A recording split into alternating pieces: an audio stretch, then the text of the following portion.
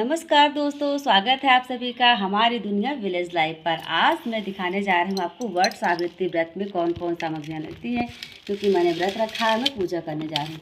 पूजा करने थोड़ा हमारे यहाँ से कुछ दूर पर जाना पड़ता है, इसलिए मैंने सारी पैकिंग करके रखी है। चलिए आपको दिखाती हूँ क्या क्या सामग्री लगती है। तो मित्रों, ये तो हो गए बहुत सारे फूल हमने ले लिए हैं। ये सारे फूल हम चढ़ाने वाले हैं आज वट सावित्री के पूजन में। उसके अलावा हमने लिया हुआ है ये घी का दीपक, वो तो हर पूजा में रहता ही है। साथ ही साथ ये है कलावा, आप देख पा रहे हो बहुत अच्छे तरीके से। ये धूप बत्ती और ये माचिस, इन सबको जलाने के लिए। ये है धागा, पीले कलर की रील हमने ली है। कच्चा सूत इसमें भी लगता है, यदि आपको कच्चा सूत मिल जाए तो आप उसे ले लीजिए, क्योंकि इसी से फेरे लगाए जाते हैं। 12 बार फेरे लगाए जाते हैं आपके वट के वृक्ष के। साथ साथ ये 2 आम है, हम 2 आम चढ़ाएंगे। आपको संख्या याद रखनी है। 2 आम चढ़ाया जाता है, इसमें एक आम पति को खिलाया जाता है, एक आम खुद खाया जाता है। यदि आपके पति आपके पास नहीं है, आपसे दूर है, तो दोनों आम आपको अकेले खाने पड़ेंगे। एक बार मेरे साथ ऐसा हो गया था कि 2 आम आए थे मित्रों, बहुत बड़े बड़े आम आ गए, तो दिन भर में किसी तरह मुझे ख़त्म करना पड़ा था। तो ऐसे छोटे छोटे साइज़ के आम ले लीजिए। और साथ ही देखिए तरबूजा या खरबूजा भी चढ़ाया जाता है। तो खरबूजा अभी हमारे इस मार्केट में अवेलेबल नहीं था। मैंने आपको बता दिया कि बहुत अलग जगह पर मैं इस वक्त हूँ, तो वहाँ पर खरबूजा रहता, हमने तरबूज ले लिया। तो ये होगी हमारी थाल की सामग्री। और बाकी सामग्री आपको मैं दिखाती हूँ क्या क्या इसमें लगती है। अब ये देखिए, हमने ली है मिठाई। तो कोई सी मिठाई आप ले सकते हैं भगवान को चढ़ाने के लिए, वहाँ पूजा करने के लिए एक मीठा आपके पास होना चाहिए। तो मैं आपको दिखा देती हूँ मिठाई को भी। आप देख लीजिए, ये मिठाई है। और उसके बाद हमने लिया, ये देखिए चने हैं। ये चने क्या करते हैं, 12 चने इसमें लगने होते हैं। जितनी बार आप फेरे लगाएंगे ना, एक चने को वहाँ पर डालते जाएंगे और लास्ट में इसी चने को एक पूरा निकल जाना रहता है। और ये है चने की दाल और गुड़। चने की दाल को रात में भिगा लिया था, और ये गुड़ है, उसी का प्रसाद है। साथ ही साथ इस बॉटल में देखिए, मैंने आपको बताया हमें दूर जाना पूजा करने की, तो बॉटल हमने चावल के आटे में हल्दी डाल करके घोल के इसे रख लिया। उसके छापे लगाया जाएगा। आप इसे किसी प्लेट में निकाल लेंगे, फिर इसे हाथ में ऐसे डुबो करके 5 बार छापे लगाएंगे वट वृक्ष के। और ये पन्ने में आप देख रहे हैं क्या है, इसमें पूरियाँ हैं भाई। पूरियाँ मतलब 12 पूरियाँ हैं। और उसके बाद 12 हमने बनाए हैं बर्गर मतलब जिस तरीके से आप गुलगुला बनाते हैं ना, आटे में आप थोड़ा सा चीनी डालिए और उसे गोल गोल करके हल्का से रेसे निकाल दीजिए उसमें। फिर आप उसे फ्राई कर लीजिए, तो वही गुलगुले आप उसे बर्गर बोला जाता है। बर्गर समझ लीजिए 12 वो हैं और 12 पूरियाँ। मैंने इसे पैक कर लिया, इसलिए आपको दिखा दे रहे हैं। आप फोटो में देख पाएंगे, फोटो देखिएगा इसका।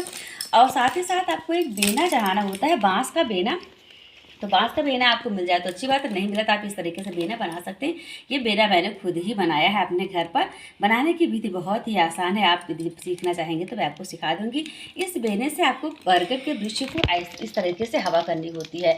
उसके बाद आप अपने पति को इस बेने से हवा करेंगे। ऐसा कहा जाता है कि इस प्रकार करने से पति पत्नी के बीच प्रेम बढ़ता है। तो भाई ये बेना मेरे हाथ से तैयार किया हुआ, तो हमारा तो काम फिट है।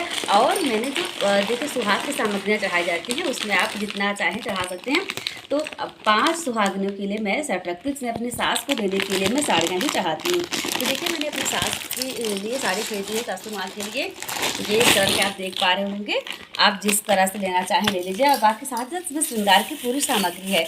ये सेट तो हो जाएगा मेरी सासू माँ के लिए। इसमें आप दक्षिणा भी रख दीजिए, पूरा सामान रहता है श्रृंगार का, चूड़ी, बिंदी, मेहंदी, सिंदूर, काजल, रंग वगैरह सब कुछ।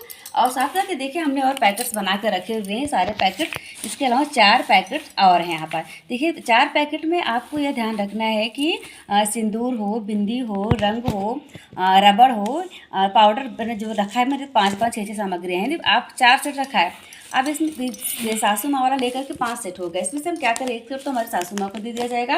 और बाकी जो 4 आपके सिंपल वाले बचते हैं, जिसमें रबर, सिंदूर, बिंदी, रंग, पाउडर और चूड़ियाँ हैं, इसमें से 1 सेट हम वही बरगद के पेड़ के नीचे छोड़ देंगे।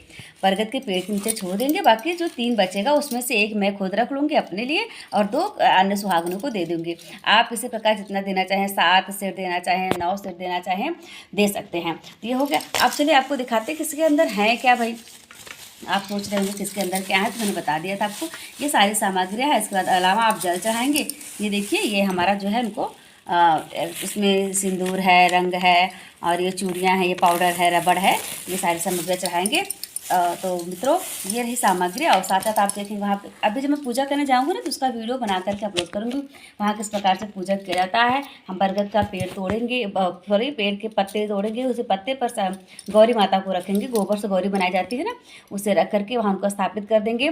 फिर जो मैंने आपको पीला धागा दिखाया था ना, 12 बार लपेट कर हम गौरी माता को पहना देंगे, और 12 बार लपेट कर हम छोटा सा अपने साइज़ का वहीं पर पेड़ में लटका देंगे। फिर जब पूजा हमारी खत्म हो जाएगी तो उसे अपने गले में पहन लेंगे, और उसको आपको लगभग कम से कम 12 दिन तो पहन के रखना ही है। उसके बाद आप चाहें तो उसको निकाल सकते हैं, और बाकी जो आप 12 बार बरगद के पेड़ में लपेटेंगे वो आपका अलग होगा। तो ये रही पूजा करने की विधि, और अभी मैं पूजा करूँगी तो आपको उसका वीडियो दिखा दूँगी कि कैसे पूजा की मैंने।